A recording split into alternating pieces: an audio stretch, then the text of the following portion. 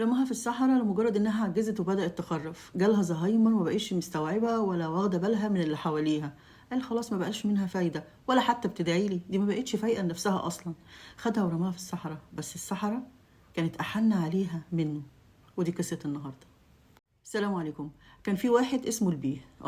كانت امه مسمياه بيه لان هي كانت بتعامله على انه بيه، وكانت بتسهر على راحته زي اي ام، وبتعمل له كل اللي نفسه فيه، لدرجه ان حتى الاسم ميزته عن اي حد تاني. قالت عليه البيه. البيه ده كبر واتجوز وخلف كمان، وهي طبعا مع السن خلاص دماغها ما بقتش مستوعبة اللي حواليها. الزهايمر بدأ ياخد منها كتير قوي، ما بقتش فايقة ولا حاسة باللي حواليها. تاكل الأكل يقع من إيدها، تيجي تشرب ما تعرفش تشرب، عايزة حد دايما تتعجز عليه. الابن زهق منها قوي. ايه ده؟ هو انا هفضل طول عمري كده امشي وراها، اشتغل لها، اساعدها، اكلها، اشربها، احميها؟ لا لا لا لا، انا لازم اشوف حل. قعد مع نفسه يفكر كده كتير، وبعدين قال لمراته ايه، مش احنا مسافرين بكره؟ قالت له اه. قال لها طب تعالي ناخد امي في العربيه ونعمل حاجه. وفعلا حصل كده. البيه اخد امه ومراته وابنه في العربيه ومشي بيهم في الصحراء. الشمس كانت حاميه قوي، والارض كانت سخنه، الرمله كانت سخنه جدا، ومع ذلك نزل بطانيه من العربيه وفرشها لها، وحط جنبها ازازه ميه، وساب امه في الصحراء ومشي. مراته قالت له انت يا بيه حطيت امك ليه في الصحراء في الحر ده؟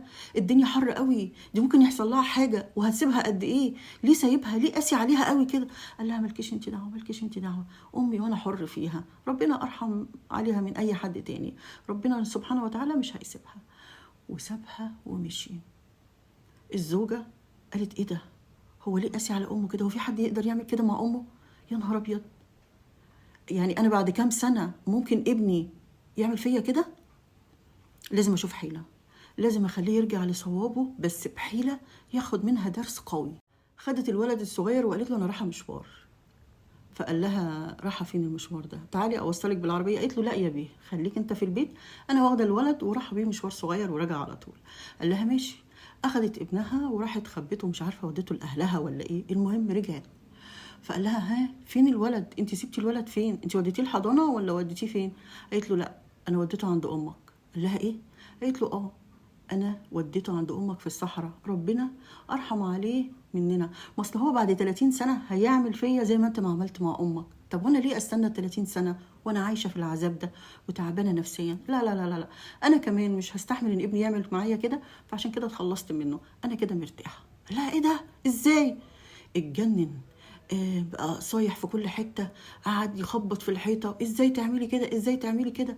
نزل على طول، اخد عربيته وجري على الصحراء على المكان اللي امه فيه. ما لقاش غير البطانيه وازازه الميه. قعد يدور عليها يمين وشمال ويجري هنا وهنا، امي امي فين، امي فين، امي فين؟ اخيرا الزوجه صحت عنده الحته اللي جواه اللي هي امي امي. هو في اغلى من كده؟ ده سيدنا النبي عليه الصلاه والسلام قال امك ثم امك ثم امك، امي. لحد ما لقاها بعيد جنب صخره كده، الصخره دي كانت مضلله، فكانت هي يعني بتستظل في الصخره دي. بص للصخره دي، ياه، هي الصخره دي احن عليكي مني؟ هي ضللت عليكي وانا اللي سبتك في المكان ده؟ ايه ده؟ الزوجة هنا علمته درس قوي جدا، فهم ان زي ما انت هتعمل في امك او في اهلك هيتعمل فيك. ما هو ابنك لازم ادام شافك بتعمل كده، ربنا سبحانه وتعالى ما بيسيبش. امك ثم امك ثم امك يا جدعان، يا ناس، يا عالم. لما امك تكبر، انا مش قادره اقول لك ان انت تبقى تحت رجليها، مش جنبها، تحت رجليها. انا نفسي مش مصدقه ان القصه دي ممكن تكون حقيقيه، يعني انا بقولها بعد ما قريتها ومش مصدقه انها ممكن تكون حقيقيه، لان مفيش ابن في الدنيا يعمل في امه كده. معقوله للدرجه دي؟ لا ان شاء الله مش للدرجه دي ولا حاجه. خلي بالكم من اهاليكم، خلي بالكم من امكم وابوكم لما يكبروا في السن.